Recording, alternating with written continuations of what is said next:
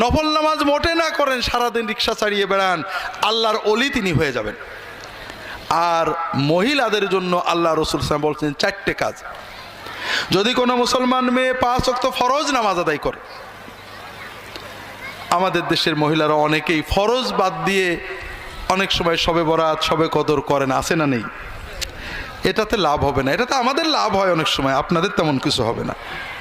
ফরজ নামাজটা পড়তে হবে। আমরা নামাজকে অনেক সময় কঠিন করে ফেলেছি ভাইরা।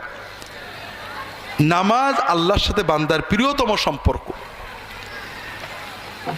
আমরা অনেক সময় মনে করি, একজন আমাকে বলছে, হুজুর নিয়ত মুখস্থ করতে মরে গেলাম, একটা নামাজ শিক্ষা লেখে নিয়ত বাদ দিয়ে।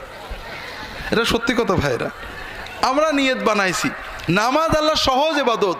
নামাজের সবচেয়ে বড় জিনিস সূরা ফাতিহাও যদি আপনি না জানেন, আত্তায়াতও না জানেন, কিছুই না জানেন, জানার চেষ্টা করতে থাকেন আর নামাজে দাঁড়িয়ে যান,